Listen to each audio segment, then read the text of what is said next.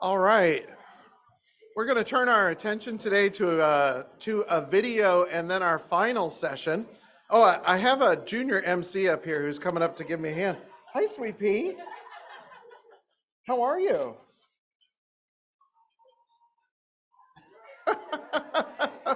Afternoon entertainment will be here shortly. Yeah.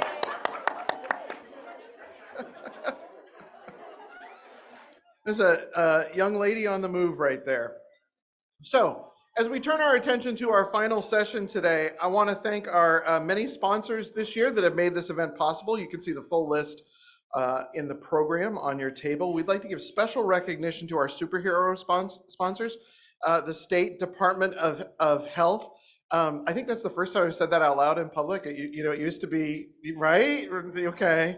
So for those who don't know, we recently split Health and Social Services, right? And so it's still learning to roll that one off my tongue. And the U.S. Department of Education and Administration for Children and Families. Thank you so much. We really do appreciate your support in being here. And to our believer level sponsors, the Alaska Children's Trust and the Anchorage Daily News, thank you so much for your support. So quick reminder, if you're social media inclined, to use the hashtag #ThreadSummit23. For those of us of a certain age, we still see that symbol and see #ThreadSummit23. No, that's not the case. I was asked to remind the early childhood educators in the room who would like to receive continuing education credit that there is the table immediately opposite the wall outside where lunch is, but opposite that wall is a table where you can sign in and sign up to get your credits. So if you have not done that, please do so before you leave today. And so thank you so much for that. And this summit event is part of a larger Quality Childcare Creates Futures campaign that Thread has been promoting with the support of the state of Alaska. In support of that campaign, we have a video for you to watch as you're dining. So please enjoy this next video. And when it's over, I will be back up here to announce the final presentation of the day. All right, so with that, may we please roll the video.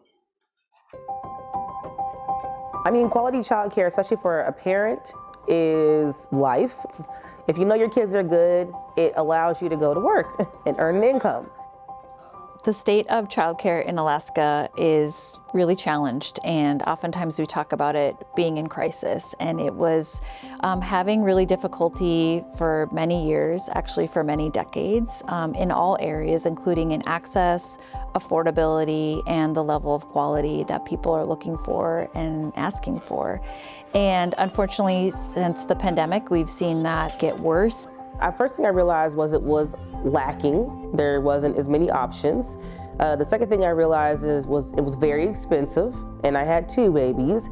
I'm a licensed business development consultant, and I am the owner of Baby Vend, so I'm an employer. I mean, honestly, you support by being as flexible and inclusive in your office as you can. So like, you know, in our office, there's the little playroom. The kids can come. It's planning in advance and knowing when there's a snow day, or knowing when there's an in-service day or a vacation, is planning for them to be here. And then it's also being scheduling flexible, finding ways to remind the business sector that if you can't make childcare affordable, you got to figure out strategies to infuse it in your hiring package. Childcare is important to businesses from a couple levels. The first is that businesses need employees, and many of their employees have families of their own and are looking to grow their families here in Alaska. And so it's important for businesses to be aware of what their employees need relative to childcare and offer benefits,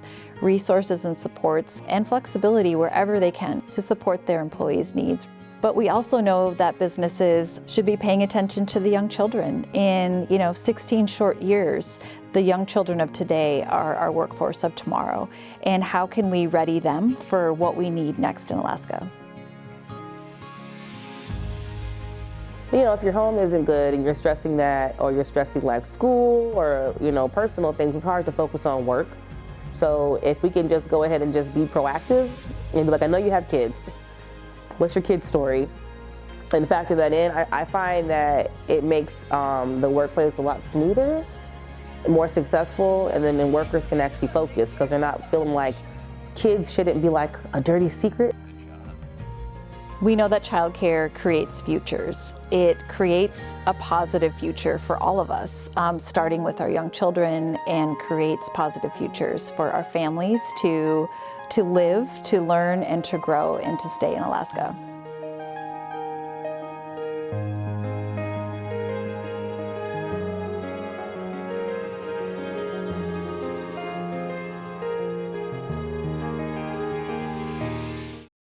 All right, our last session today is partnering together for a stronger future. As we've heard in the economic data conversations, businesses are seeing and feeling the impacts of the child care shortage.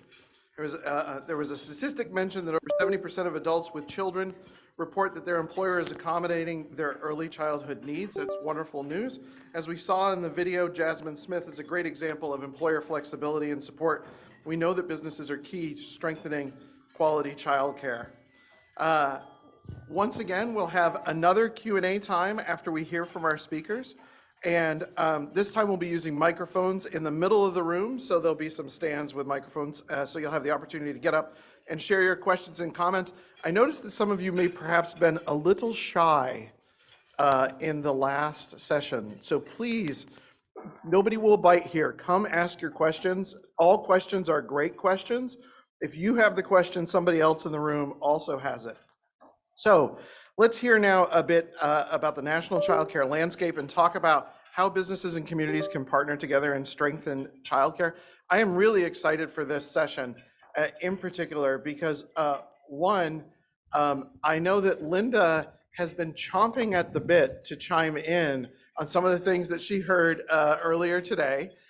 Two, that Lori is thrilled to be here and talk about, you know, the sameness between here and between North Dakota and Alaska and some of the challenges that she's faced. And three, Katie Capozzi is here. Katie will be talking, she's the Alaska Chamber, is that, you know, when we first started doing this, the Alaska Chamber would not have been on this stage. And it is huge to have the Alaska Chamber, which represents generally for-profit private businesses, to be here on this stage. And so we're thrilled to have all these people. So with that, to moderate this session, I'm happy to turn it over to Stephanie Berglund, our amazing CEO. Thanks, Jonathan. Well, for our last session, as Jonathan said, we're really excited to hear more about the national landscape. We've been talking mostly about what's happening in Alaska so far today, and also have a conversation about how we can bring businesses and communities together to help strengthen our work together for a stronger childcare sector. So I'm really excited to introduce our panel. We're so excited to have Linda Smith here. Linda is the director of the Bipartisan Policy Center's Child Development Initiative. The BPC, if you're not familiar, is a DC-based nonprofit working to support bipartisan solutions to help improve lives. And we have Katie Capozzi. Katie is the president and CEO of the Alaska Chamber. And Lori Sapu, we're so excited to welcome her. This is her first time to Alaska. And Lori is the Rural Development Director of the North Dakota Association of Rural Electric Cooperatives. So welcome and thank you for all being here.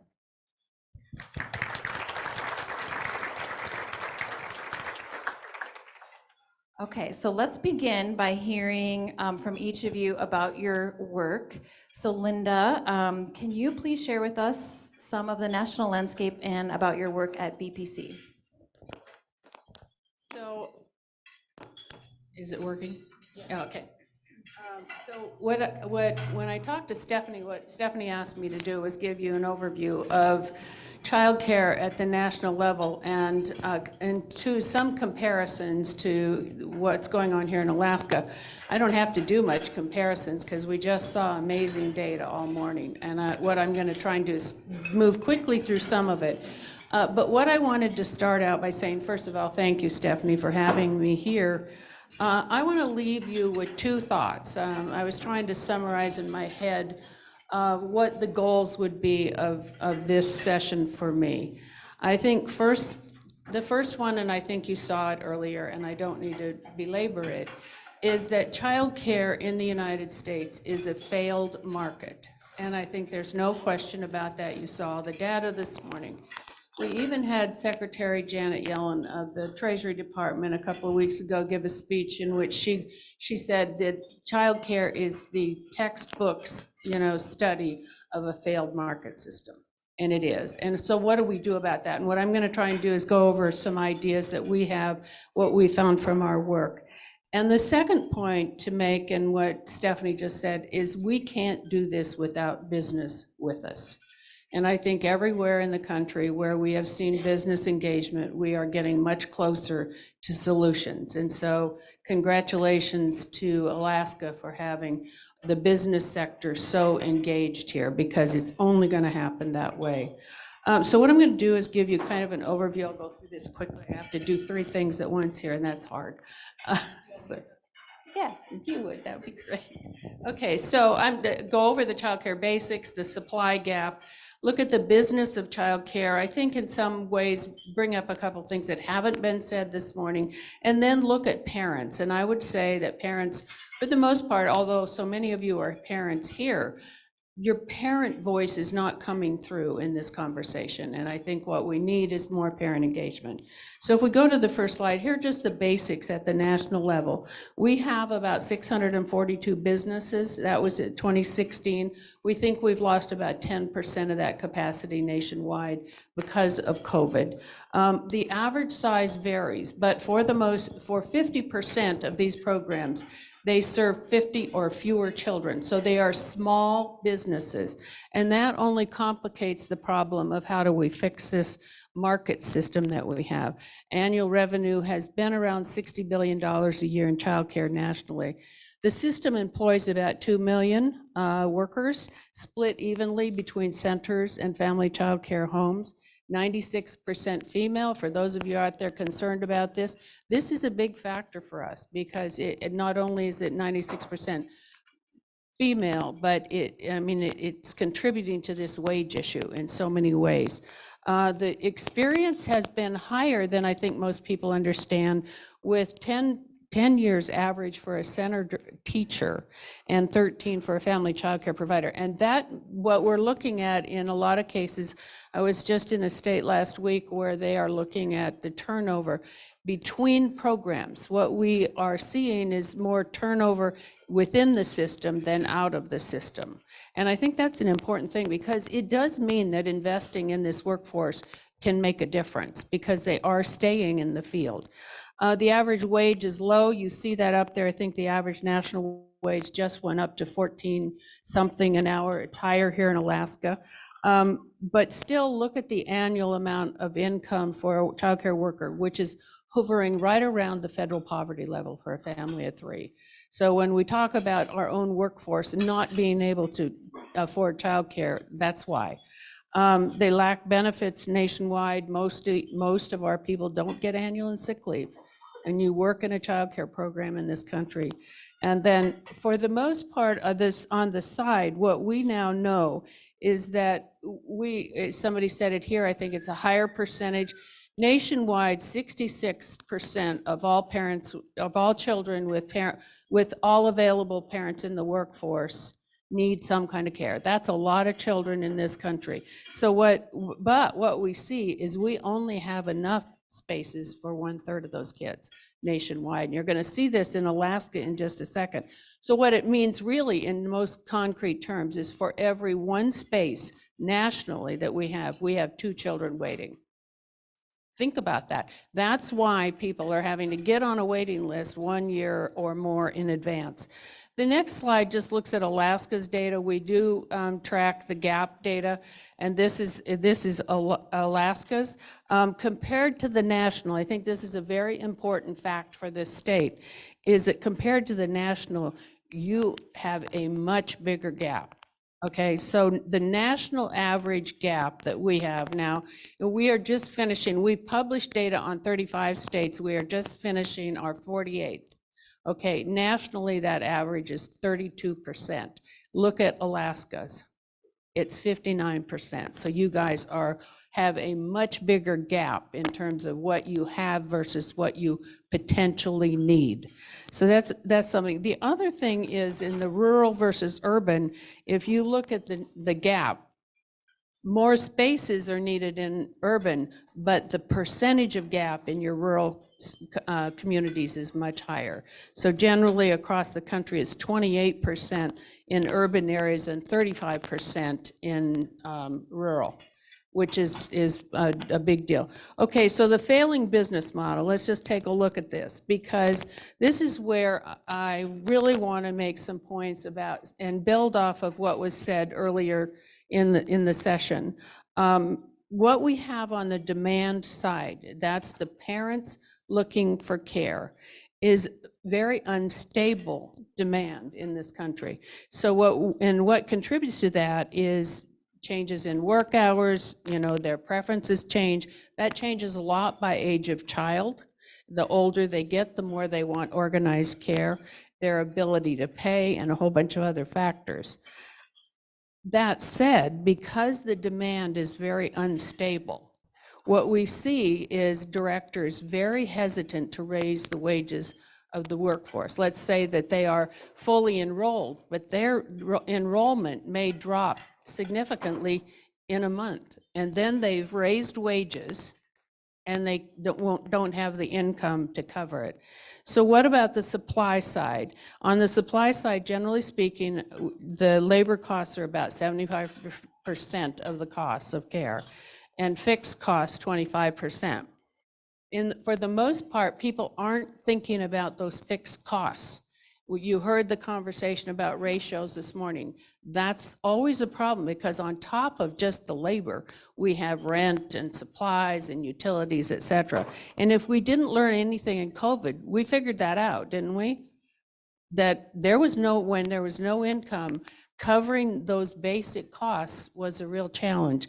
And it was the single biggest lesson that we should have learned from the stabilization, and we haven't. And that is, we need to figure out how to get money into these programs to keep them stable without it depending on just the parent's income. Okay, so we talked about this earlier when we talked about the ratios. This was something that I did a couple of years ago when I was working in Nebraska, and I think this is probably higher now, but at that time, we talked about the ratio, 1 to 4 kids, right?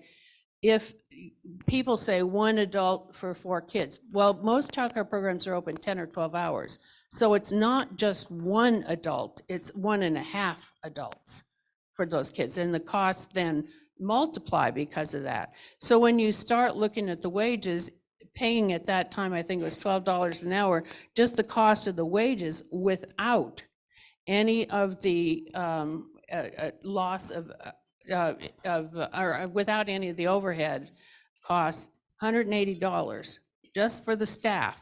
And so we haven't factored in the rent, the utilities, all the supplies. So before they open the door, if they're fully enrolled for 4 infants, they're losing money.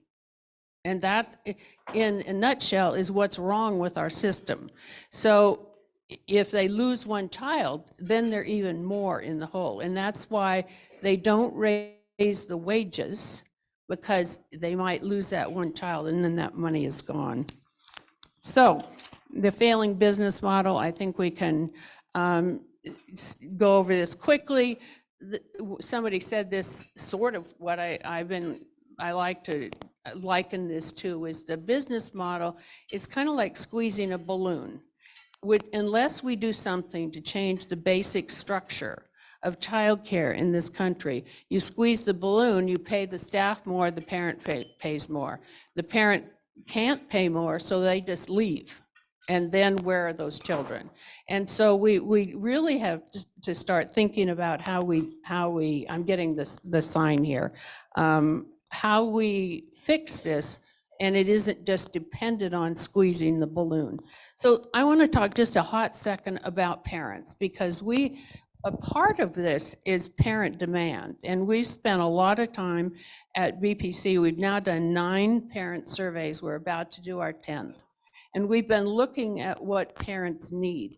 And I would suggest to you that you do more of this kind of work here, because what we have figured out is that for a large sector of our parents, especially our low-income working parents, they don't know their schedule more than 2 weeks in advance.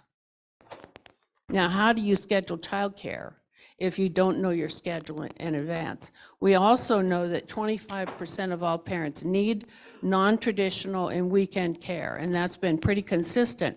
They mostly need it, though, between 6 a.m. and 6 p.m. Now, guess why that is? I point that out because those are very expensive hours for if you want a childcare program to stay open earlier or stay later. There's generally fewer kids, so their income goes down. They can't cover those hours. So we really have to start thinking about this in a different way. The one thing I also want to note is, I hear it all the time, and I want to say this as loudly as I can. I started working in a childcare program in eastern Montana, small program, 25 kids, okay? We could make that work because I was working for a tribe at the time. The tribe underwrote the costs, okay? So the facility and all those things were paid for. Second program, eastern Montana, 40 kids, the Catholic Church underwrote the costs. So we could make it work. My point being is it costs more to do childcare in rural communities, not less, because fewer kids make the cost go up, not down. And I think we've got to stop saying to ourselves that we can't do it. We can, it's just more. It just costs more. Looking at some of what parents have told us, I think the more important fact that we have found to the point, and we'll go to the next slide if we can, this is very important to your rural issues, because essentially what this chart shows is 86%, and I think somebody used a figure earlier, and it's pretty consistent with what we're finding nationally, that 86% of parents in rural parts of the country are saying this is a reason that they can't go to work. Now, there's a lot of workforce out there that we need to capture. And I think we need to start thinking again back to the rural costs.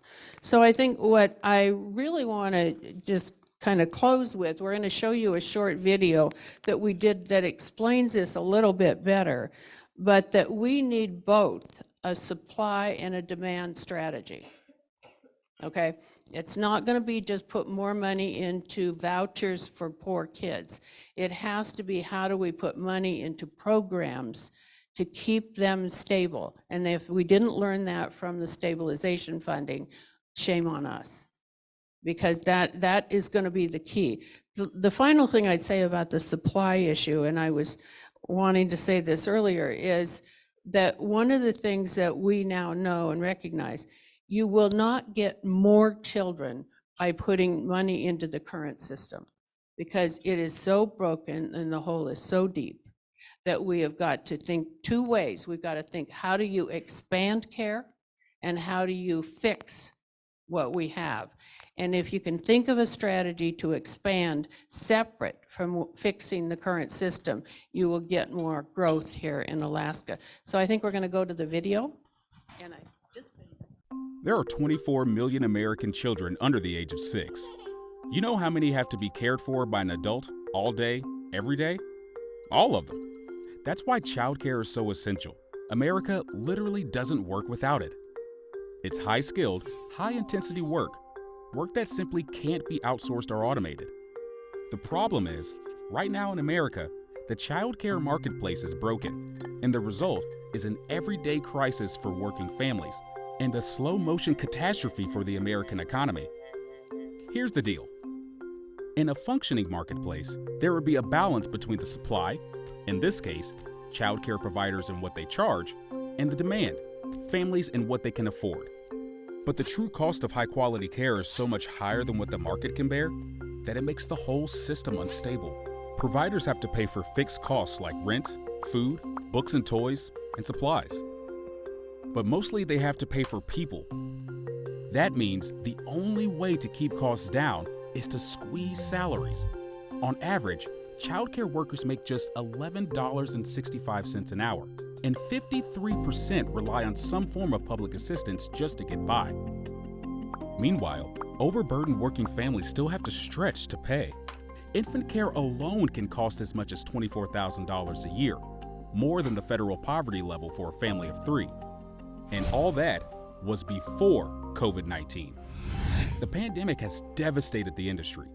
Costs have soared, revenues have plunged, and thousands of providers have been forced to close their doors permanently.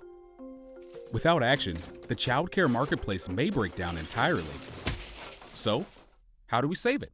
Well, fortunately, we have a blueprint, and the architects might surprise you: the United States military. Every year, the Department of Defense supplies or subsidizes high-quality care for more than 200,000 children. By treating childcare as mission essential, they ease the burden on families and providers, which makes both sides more resilient. The military views childcare not as a private need, but as a public investment. That's a model that can work for all Americans, preserving parental choice while paying the workforce what it deserves. It's the smart thing to do and the right thing to do. So if you want to throw a lifeline to working families and small businesses and jumpstart the economy, then support childcare as the public good that it is. Because the best place to start is always at the beginning.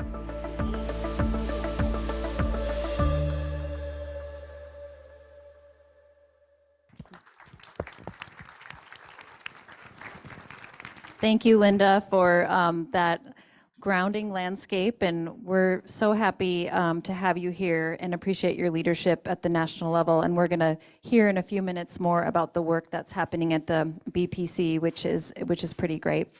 Next, we'd like to hear from Katie Capozzi.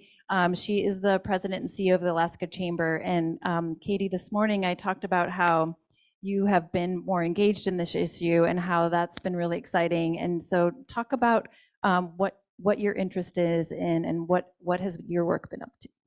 Thank you. Thank you. Is this okay? This is working. First of all, Brian at IMIG, I owe you a beer. He found out I had slides about 3 minutes ago, so appreciate you getting those pulled out so fast. My name is Katie Capozzi, and I proudly serve as the president and CEO of the Alaska Chamber of Commerce. And can you advance slides there? Thanks, Stephanie. Or I can do it too if you want. Sure. A little bit about the Chamber. If you are unfamiliar, we are the state's largest business advocacy organization. So we represent businesses of all sizes across all industries throughout the state of Alaska. We have members from Ketchikan all the way up to Ukqiavik. And the thing that you're probably familiar with, a lot of local chambers of commerce, I'd say the thing that kind of differentiates the Alaska Chamber from a local chamber is we are truly primarily an advocacy focused organization. So we spend an awful lot of time in Juneau making sure that we are promoting positive business policies and sometimes more often than not fighting against bad policy. And so we have a big board of directors all across the state. I think it's actually the biggest board in the state, 65 people. So I am a professional cat herder. And I tell them that all the time. They don't mind. They know that it's true. And we have membership, like I said, all across the state. We have 58,000 total Alaskan jobs that we represent and more than $4.6 billion in wages. Like I said, a little over 700 members. A lot of people think that the Alaska Chamber just kind of represents really big businesses, you know, the big cruise ships and the oil and gas companies and mining companies, and we do represent them, proudly so. But more than 60% of our members are actually small businesses, and so that's businesses with 50 or fewer employees. And you can see we're not top heavy on any one industry. This kind of honeycomb chart just shows the diversity of the type of membership that we do have. And we also have a really unique process for how we set our advocacy agenda. It's unlike any other statewide organization I know or other state chambers across the country. It's a very involved process, more cat herding for sure, but how it works is if you are a member of the Alaska Chamber, it doesn't matter if you're our largest member with the highest earnings and number of employees, or you could own a flower shop in Ketchikan, you have the opportunity to put forth an issue of statewide concern. It can't be, something like a local taxation issue or something like that, but it has to be something that is impacting the entire state. It gets vetted through our Legislative Affairs Committee, but then ultimately it goes to our full membership for discussion and a vote on whether that's something that we've decided should be a policy position and a priority of ours. And so I can tell you, so I started my position at the Alaska Chamber in April of 2019. I can tell you with 100% certainty that I never thought I'd be sitting on a stage 4 years later talking about childcare. That was so far from what the Alaska Chamber was thinking about, working on, talking about. And then of course, COVID hit. And once we realized that the entire state wasn't going to just collapse and industry was going to go away, we started to hear more and more about the childcare issues. And so we thought, okay, this makes sense. It's a COVID problem. There's lots of COVID problems. We'll skimp along here the way we're having to get through things, and we'll get this sorted out. And it became clear as the months, the days and the weeks and the months went by that this wasn't going away. Even as we kind of recovered in all our other industries, the childcare issue was actually, the issue seemed to be getting bigger and bigger. So Thread, that's when kind of Thread comes into the scene, which is, and actually, so what happened is the U.S. Chamber Foundation reached out at some point, I think in early 2021, and they said, hey, we've been conducting these childcare impact of, childcare or lack thereof, economic impact studies in a handful of states, and we thought we'd check out Alaska and see what's going on in Alaska.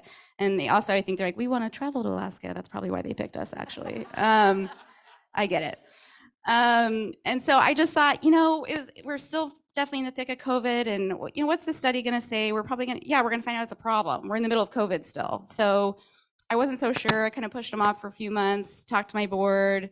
We finally said, okay, let's give it a shot. We need to partner with an organization that has more access to the people we need to reach. And so, I don't know, I think I went to the Yellow Pages basically, and I was like, Stephanie, can we have a Zoom call real fast? And so we got together, and Stephanie was super excited about the opportunity to partner.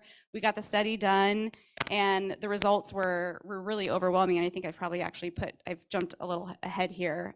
This was the Untapped Potential in Alaska report. It ended up coming out in the fall of 2021. And the biggest takeaway for us, we knew, so we had childcare desert. 61% of Alaskans live what the Center for American Progress defines as a childcare desert. I suspect that we might have covered that this morning. And I'm sorry that I missed it this morning. I was traveling back from Fairbanks, so some of this might be a repeat. But the thing that I think really struck my members was this number, which is the $152 million number, annual estimated cost to Alaskan employers due to absences and employee turnover. And that conversation, so we had the U.S. Chamber Foundation present specifically to the board first. I mean, the results were very raw and new at that time, and they were going to put the report together, and they handed over the press release to me and some information to help me disseminate, and we put it out thinking, okay, we're still in the middle of COVID. There's still things like, I don't know, will cruise ships ever come back to Alaska? I don't know. And kind of bigger, in my mind, bigger picture stuff. We put out the press release. My phone started ringing 10 minutes later, and it didn't stop. And frankly, it hasn't stopped. If there's a childcare issue, and if the Alaska Chamber is speaking on it, I hear from not only my membership, but the media and people all over the state of Alaska. And so I think that's what really gave the business community the license to feel like they were free and safe to talk about this, and realize this is a huge problem for everybody, not just for one business, not just for small businesses, for big businesses too. So I'm just so grateful for the U.S. Chamber Foundation for offering this assistance, for the partnership with Thread to really kind of bust open this conversation. So I'm gonna see if I can go back. So Thread joins the Alaska Chamber, thank you Thread, and they submit a petition. And it goes through the entire process, and I think it ended up passing unanimously among the membership. And so here it is. It's a little clunky. We love to wordsmith everything. So support decreases of barriers to entry for the childcare to increase availability of and access to childcare in Alaska. There are all kinds of really big things to be working on in Alaska, of course, from an economic standpoint. We're still very much in recovery mode, but this has probably frankly come front and center for me and for my organization, because I hear from my membership every single day, the big guys and the little guys and everywhere in between, that this is such a challenging issue.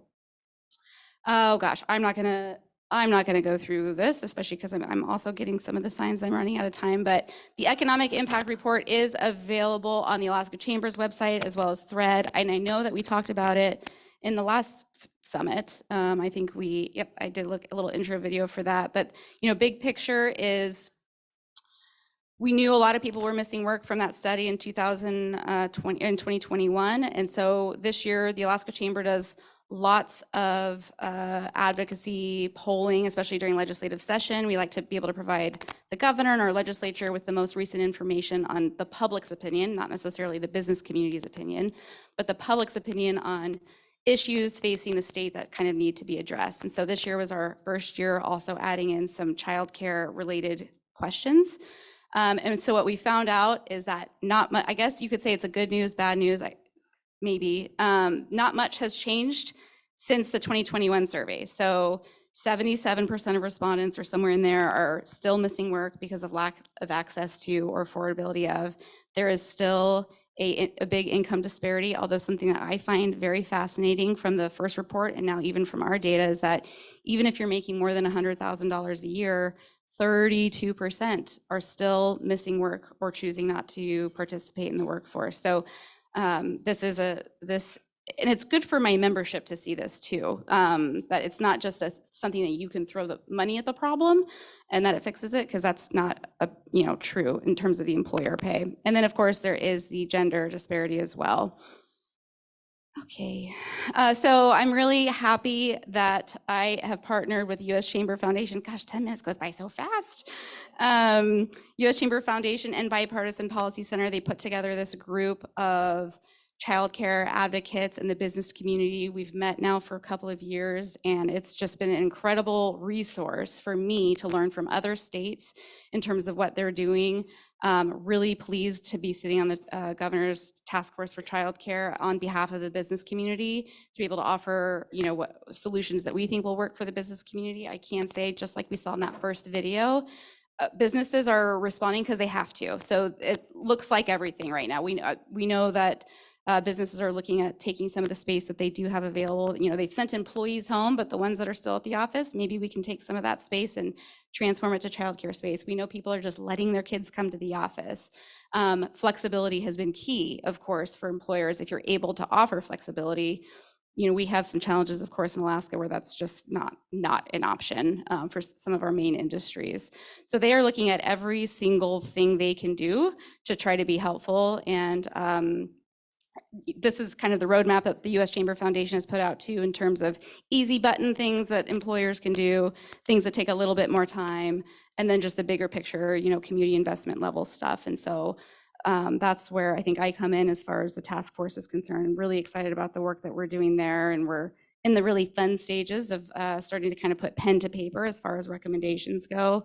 I've sat on a couple of task force now. I can say this one has had the most public participation of any task force I've ever participated in. It's really quite eye-opening, and every day I wake up and I'm just a little more surprised at how much everyone really cares about this issue, and that's a good thing. And I think that we're going to end up in a good place with some recommendations that are going to be, like I said, some easy button stuff, but the challenging things as well. So looking forward to going through that process, and I appreciate your time, and I'm happy to answer any questions when it is time. Thank you.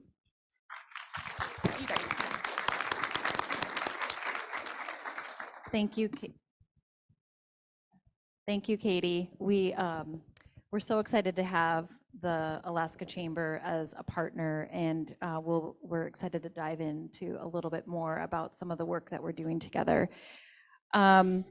Lori, you are such a great example of business and community partnering with childcare. So can you tell us about your work in North Dakota?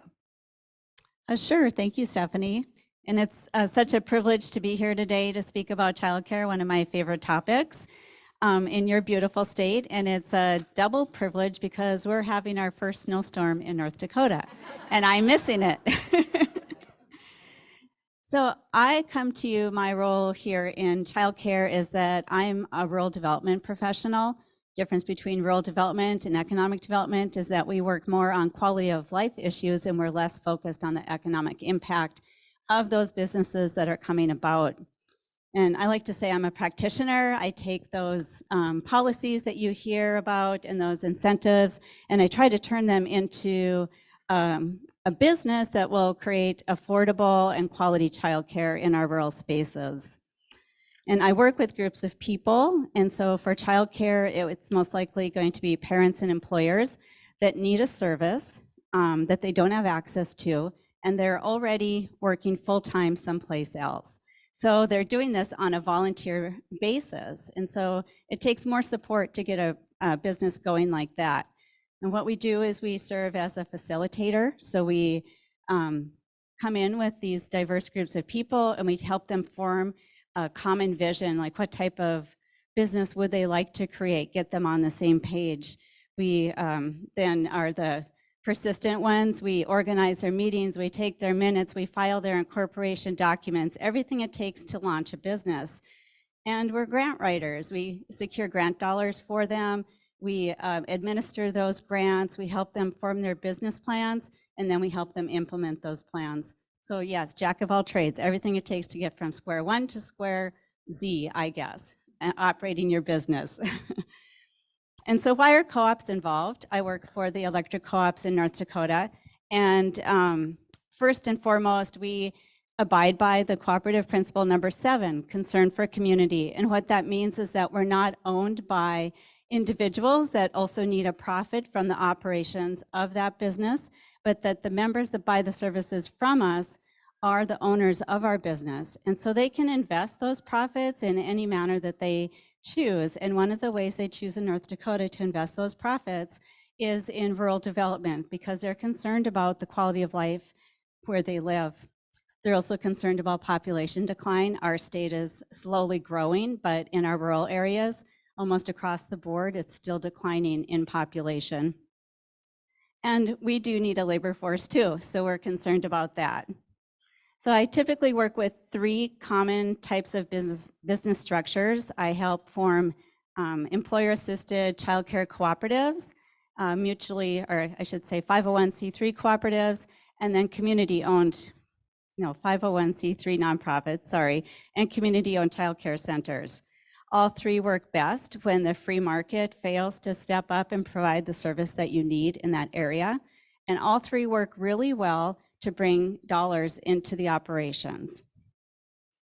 So on the employer-assisted cooperative model, what we usually have is diverse employers working together to solve a common problem. And in this case is that they need labor. And so what they do, and I guess diverse, I should say very diverse. So we can have a bank, a hospital, a school district, an energy company, all sorts of businesses at the same table trying to work on this together. And they're working on it together because they all have a common need. They need that labor force. And so helping them understand what the benefits are. The benefits are through this childcare cooperative, they can have a certain number of this childcare seats available to their employees. So, they can say, I need 4 or 5 for my own business. And they can use that as a recruitment tool. They can advertise for some of their jobs, and they can say that it does come with an available space for childcare. They can take a tax deduction for their donations into starting up or operating that childcare, because we're going to structure it as a 501c3.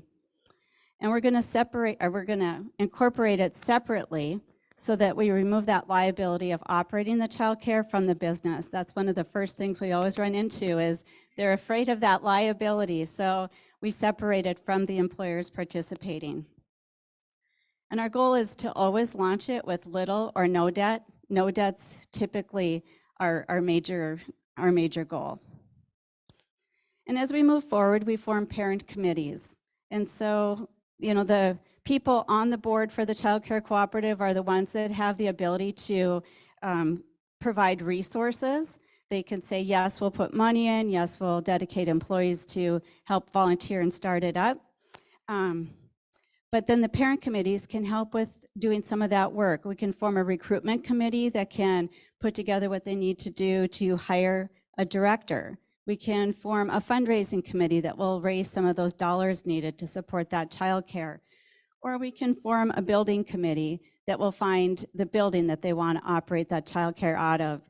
And it's important to spread that work around, because you get buy-in from the rest of the community. They're a part of it. They are then concerned that it also continues to operate. Another popular model that we work with in North Dakota is community-owned.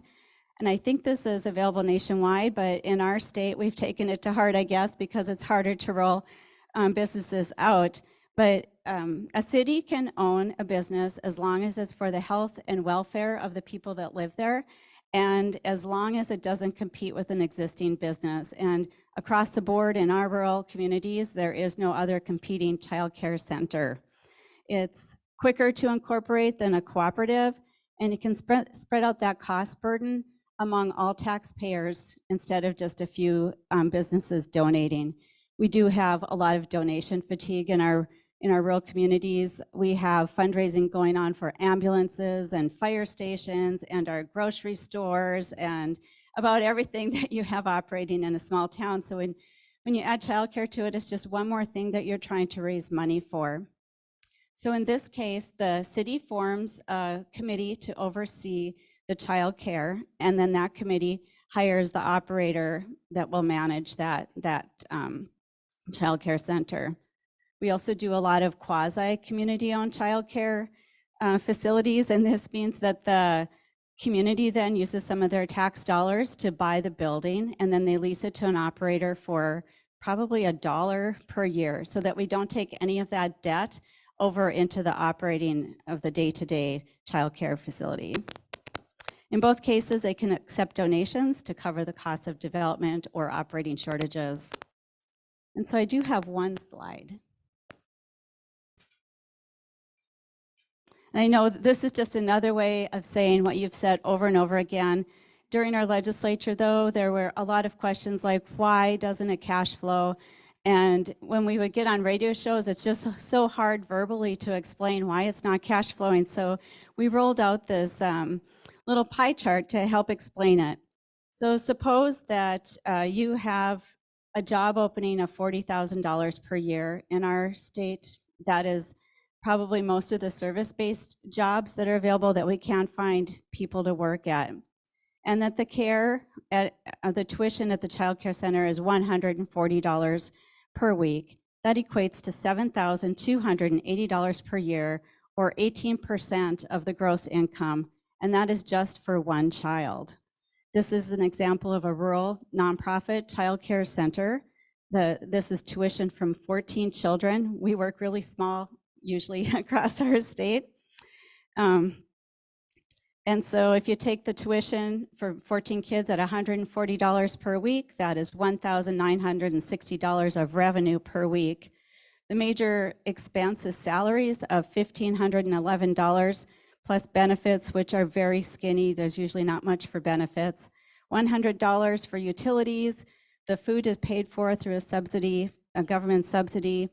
$300 for other facilities, costs and supplies, or $1,911 total expenses, leaving $49 per week extra, which when you think about what we're paying our child care workers, North Dakota at the time this was created, which was 2020, the average salary was $11.31 per hour. There's just not much left to do salary increases. So what we've learned is that there isn't really a cookie cutter model, that communities have personalities, they have different assets, and they have different desires. And this is where you start building. What is it that they have that you can make use of and turn it into something good for them? Working together takes away some of that fear. I like to think that helping them through that process also takes away some of that fear. And that we're building a business that has a proven market demand. That's really lucky. That's not usually the case, right? And it's a type of business that's been around since the 1940s. So the issues, sadly, really do revolve around money. Like, there's just this delicate balance. How much can parents afford to pay for tuition? And how can we pay a decent salary to secure that labor force? And what do we need to do to make sure that the people that want to work can work?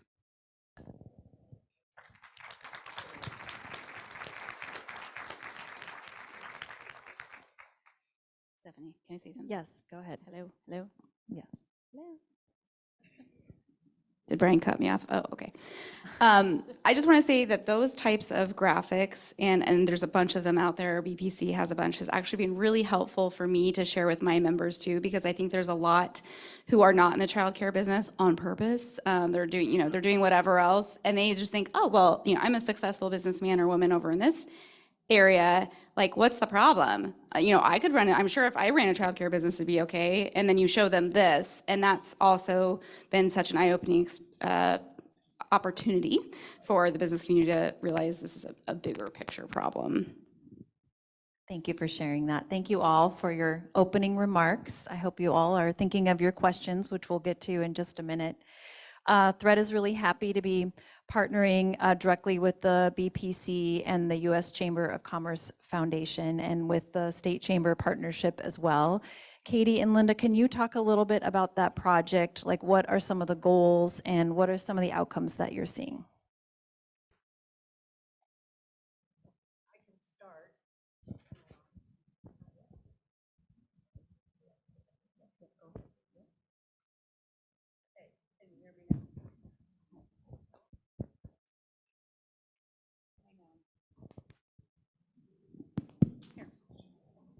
Okay, thank you.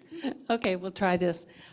Yeah, we started this partnership about 2 years ago with the U.S. Chamber Foundation, in part because, and I'll just give a little tiny second of background, when Build Back Better was progressing through Congress and there was some concern that some states might not sign up for the money, we decided we needed to do something to create partnerships between business and the early childhood community to get more support for funding, essentially. So we started with 9 states. Alaska was one of the first states that we started with.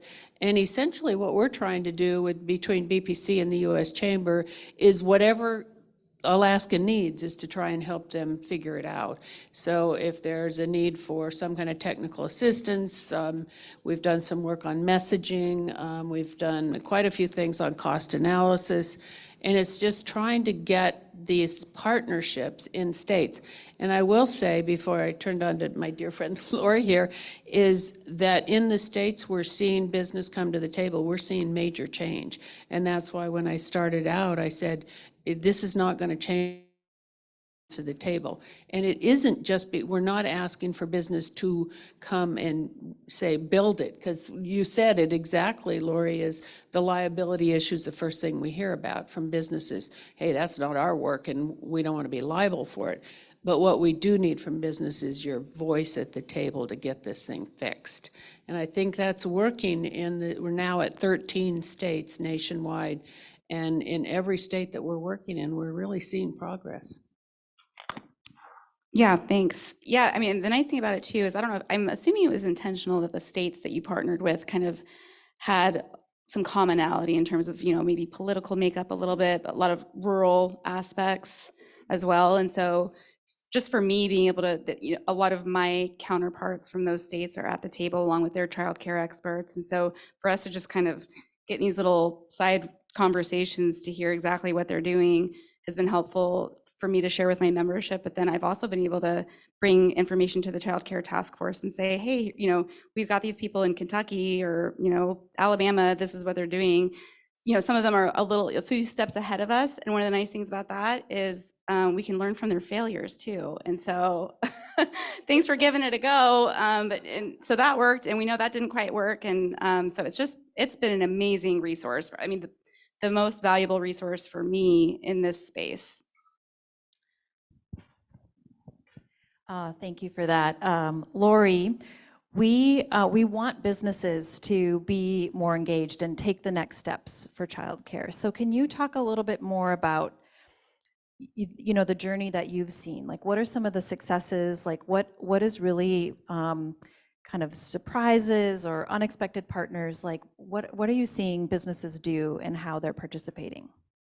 Oh gosh, so I have helped 15 different communities roll out a new childcare center, and it's different every single time. At first we thought, okay, we got this model, we're putting all this examples out on our website, you guys can just look at it, this is what we did. No, we're going to be just a little bit different. So that's one of the interesting things. The other thing is that you need a mover and a shaker. So you can tell when you've hit that community that has somebody that has that passion, that wants to really make sure that it works. And I learned this theory a long time ago. I can't remember the name of it, but 3% of us are risk takers.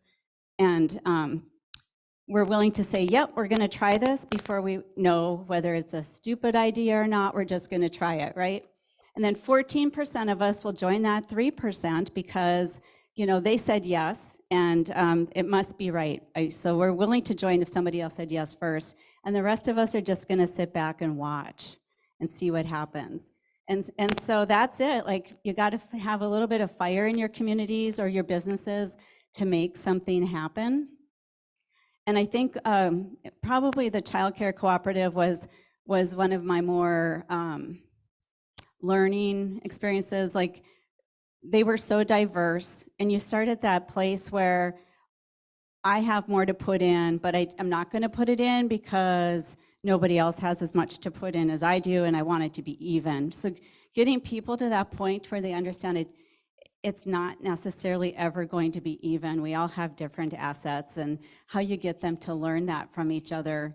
And honestly, for the childcare co-op, it was a banker that just, every time we turned a corner, she had the least to gain from it. She needed the least childcare spots. They weren't going to put in as much money. They were a small bank, and she'd just be like, yeah, let's do it. Let's go for it. So I think it's just finding people that inspire change and lifting them up and helping them through that process. That's great. I think we can grow that 3%, right? If we all work together. I love that. One of the great things about the summit, and this happened after our first summit in 2015, is we wanted to inspire change, and hearing examples really helps and lifts up kind of the energy and the excitement. And we had one of our first panels was around family-friendly businesses and how to strengthen kind of just the employer environment and benefits. And we were inspired at Thread that we, after the summit, implemented paid family leave, which was really exciting, and have an, bring your infant to work policy as well. So we were inspired ourselves, and, part of the goal of our effort is to keep inspiring others through that kind of ripple effect of change. So what are some examples that you are seeing or hearing that you're inspired by of how businesses are partnering? Linda, I don't know if there's a few examples you can think of through this partnership or that BPC scene. Katie, if you're hearing from your members, what are some other kind of concrete examples where we're seeing a creative partnership between business and childcare? Well, I think one of the best, and I think Lori can jump in on this, that I think is, I was thinking, and I wrote down because we were talking about lessons learned from the states learning from each other. I think what's happened, I don't know how many of you are aware of what's happened in Kentucky. With Kentucky, one of the things that they've done for childcare that's helped stabilize the workforce, and we all know that we have big challenges in keeping our staff in our childcare programs. Through Kentucky's legislature, they are now all teachers who work in childcare qualify for subsidy using state funds. So in other words, they're getting free childcare.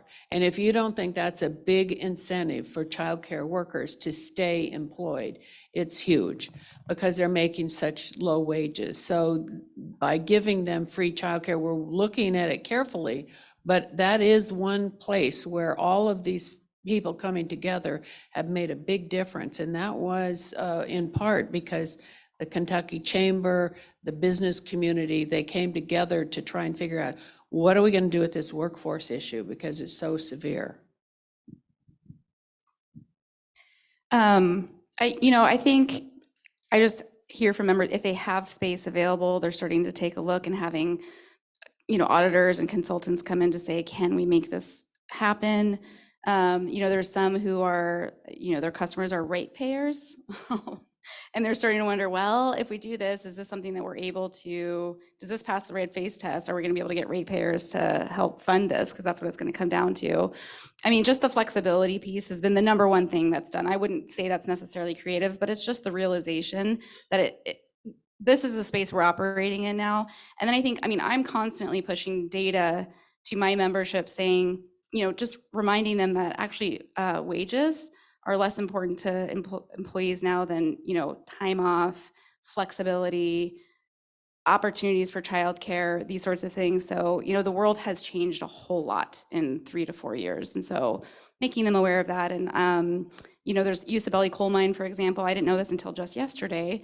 They actually completely pay for it. It's the Healy Community Child Care Center. The building is Usabelli's. They pay to maintain it. Similar to what you're saying, that the facility is owned by Usabelli.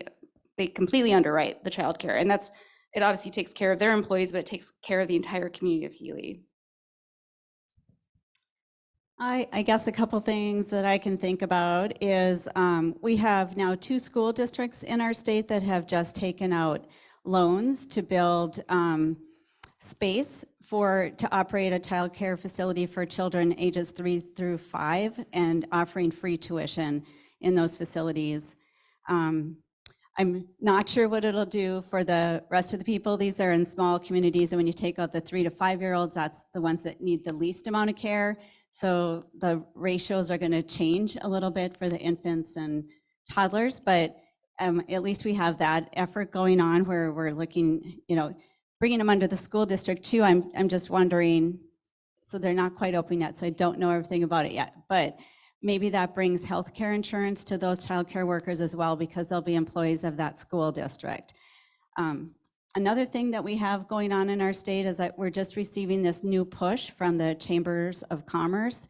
They're interested in starting some sort of a health insurance pool for child care workers. So we're just investigating what it's like to set up a health insurance trust and an insurance pool and finding out if there's any insurance companies willing to work with us. But I think that also is another great way for businesses to support childcare businesses. The pay is so low that if they could get health care insurance, that might be one of those carrots to attract more people to that industry. Yeah, I've warned the members too that are looking at expanding their space. That's great, but the other piece of that is, well, you need to make sure that the people who are going to come work there are also going to be paid well. So you can build this space, but that doesn't necessarily mean they will come. So there's just that extra piece that I'm constantly reminding my membership of. Another example that I think I'd put on the table, we had in Indiana, a farmer actually came to the table and needed childcare. We're just publishing a report actually today. I think it's going up on rural framework for childcare, looking at the data. And there's some really startling things going on with childcare in rural America in terms of accidents, because children are with their parents actually working on the farms. And it's all in there, but it's this group in Indiana, Adam, I forget I'm trying to get a someone, anyway, Appleseed, and he is a farmer who came to the table and said, we need childcare, we need to fix this. He was a businessman and he built a childcare center. And you talk about somebody with your 3%, he was like not having it, that there's no answer. And they have opened up a childcare center in this remote area in Indiana. But it was all him driving pretty hard, getting the business community together with him. And so he's a good one, and I refer you all to him. He'll probably hate me for that. Thank you. Those are great examples. We're going to get ready for questions here. So I know we have some people with mics running again, and we also, if you are shy and want us to read your question for you, we welcome you to write your question on the note cards on your table still, and we'll be sure to look at those. As we continue to highlight, where businesses are doing more to support childcare, we want to lift up examples, like I said, and we just saw Jasmine in the video and how she's offering more flexibility to her. We also have a story to share on Providence and how they are offering on-site childcare for their employees. All right, let's go. Come on, it's time to begin class. Who are we dropping off first? We did have to wait list. We told Providence before we told a lot of friends and family that we were going to have a kid so that we could get on the wait list early, and Audrey still didn't get in until she was almost 2. Currently, we have well over 170 families on a waiting list for a program that has 100 spots. So we could more than double our capacity and not meet the need for the families that we currently have waiting. We went and visited a lot of places. We really wanted to make sure that we got her into a place that was physically and emotionally safe and socially appropriate. Do you like to, what do you think that says? Cook. It makes such a big difference for all of our caregivers, our employees, to be able to have that support, all those working moms and dads. A lot of them probably couldn't come to work without that type of support. Having many times to make a choice between the lesser of two evils, like do I quit my job and really dramatically impact my family's livelihood, or do I compromise on what I think is best for my child for their care during the day so I can work? Do you want to put your lunchbox away? It's really challenging for families on their marriages, on their mental health, on the child's development. Well, I think quality childcare is having a place that you know you can go, a sanctuary really. Like when people walk in this door, whether you're a parent or you're a child, you should feel safe, you should feel welcomed, it should feel like a second home. I truly believe that, if childcare isn't available for families, then our community suffers. If families are not able to work, if they're not able to provide the services that we need in our community, that's important. That's an important thing to be thinking about. And how many families are in that situation? And while I'm really proud of what Providence is doing, frankly, it's not enough. They would say I work a 7 a.m. to a 7 p.m. shift, or even more difficult, a 7 p.m. to 7 a.m. shift. And I don't have any options to be able to receive that on weekends and throughout the weekdays. So the ability to access childcare when people need it right now is really limited. And frankly, as employers, if we want to be able to gain access to a broader population, a broader workforce, we got to figure out what we can do to lean in and help support this vital part of our economy.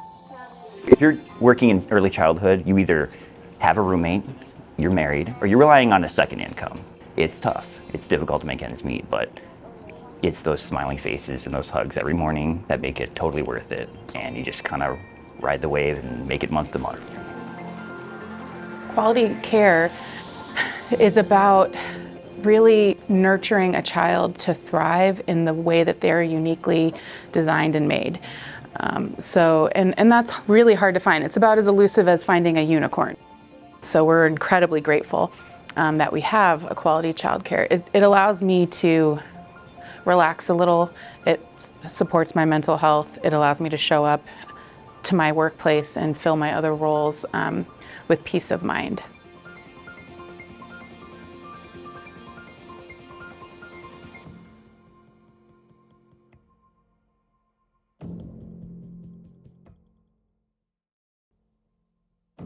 Providence has long been a leader in providing on-site childcare, so we're happy to feature them. So what questions do you all have? What's coming to mind for our panel?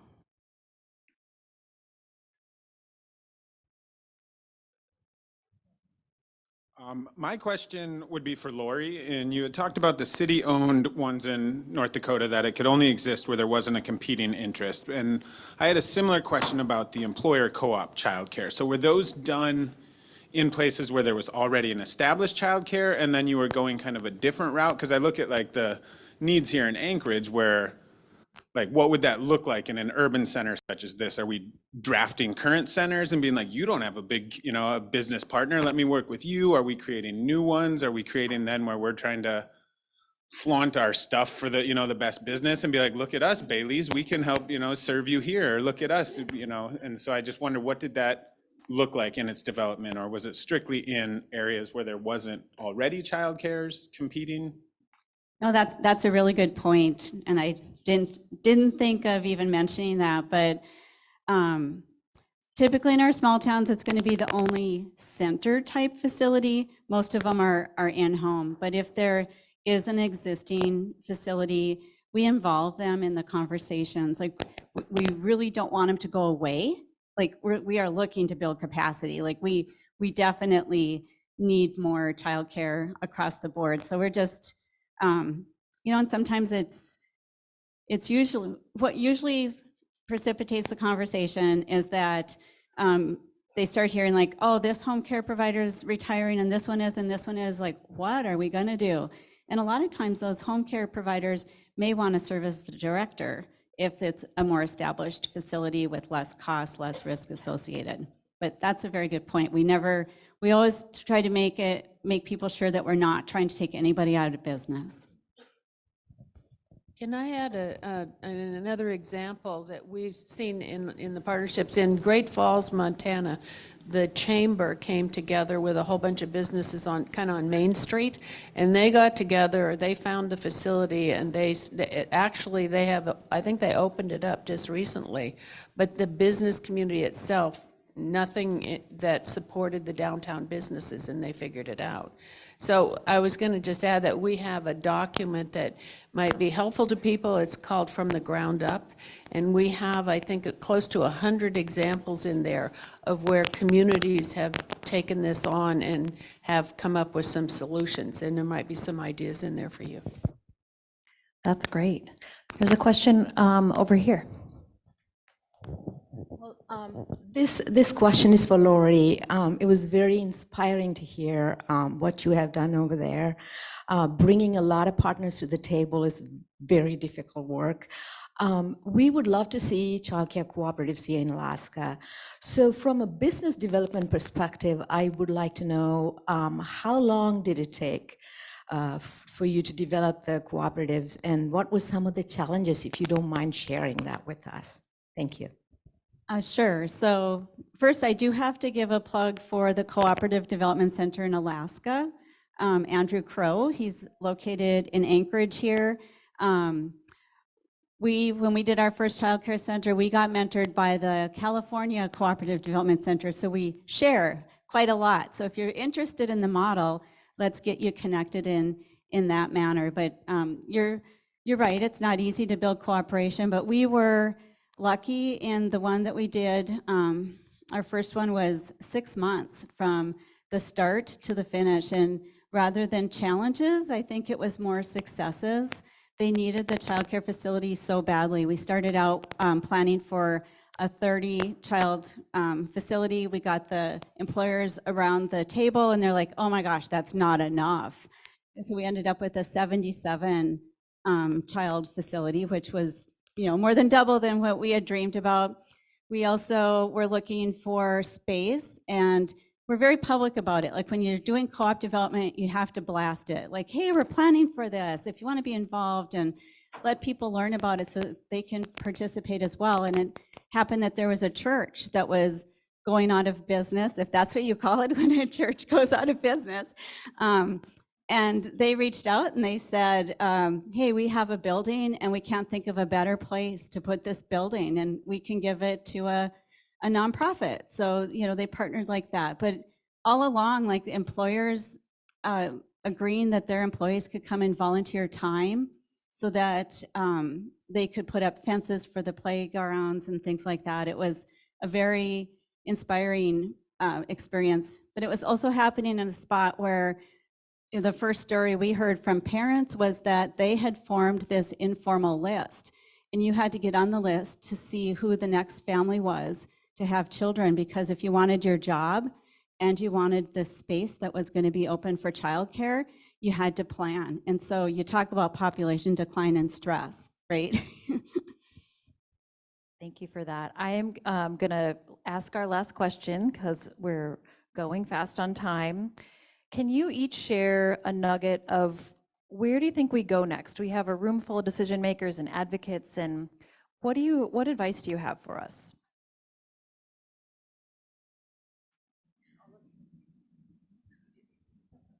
Well, I think this is a really good first step. And I think actually combining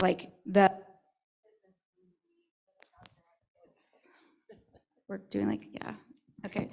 To sit there, a lot of work is being done at the task force level, but also, so beyond what the government recommendations are going to be, what can the business community and the child care advocates do on their own? Because I suspect we can move a little bit quicker. So, summits like this with just actual meetings and talking about things like co-ops, I think is a good next step. So I don't have anybody here from North Dakota, I don't think, so I can say whatever I want to say, no policymakers. I think it'd be great if the employees of the childcare facilities could be public employees and insured or paid for through the public system.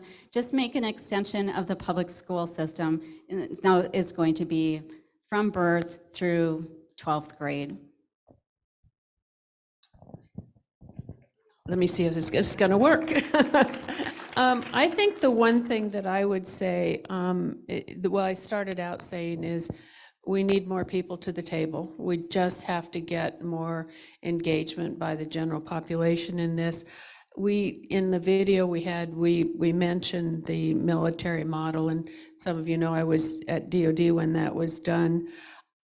I want to just say that the reason I think the military model was a success and has sustained is because of what I started out with saying, is we put the money into the programs, stabilized the programs, and told the programs, and you're not going to raise the fees to parents while you do this. And so I get back to the issue of supply side strategies. We really need to invest in the supply side of this equation to keep the cost down to parents. Somebody said it earlier. This is a public-private responsibility. I don't see anywhere we go without getting public funding into this. And the question I would pose to Alaska is, how much do you need? And I think you've got to figure that out and give your legislature and public officials the real cost and a plan on how you're going to get there. Because it's not going to happen just with, the data's good, the research is good, but now what's the plan and how much is it going to cost? It's a great note to end on. Join me in thanking Linda, Katie, and Lori for being here. And Jonathan is going to close us out here. Thank you. Well, thank you, everyone. It's been great to have you all here today. Thank you so much for coming. As we head towards close here, I'd like to let's just do a couple of thank yous. Can we please thank the speakers again for their time and coming up here.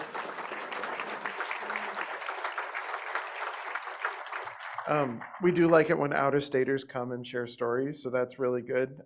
It's always good to get new brains in the room. And if you'll join me in thanking Thread staff who made this possible.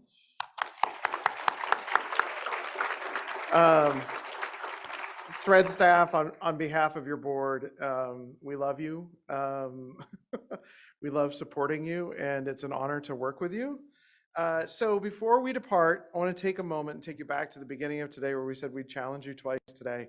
The first one to think about is what is the changes needed and why is it needed? But the next one is the how, right? And what's your commitment to making that how work? So I'd ask you to just take a moment to reflect on what was most resonant to you today, what was most important, what are you walking away with? And to turn and share that with the people that are next to you as a sign of what you learned and a little bit of commitment as to the next step. So just take 2 minutes to have that conversation.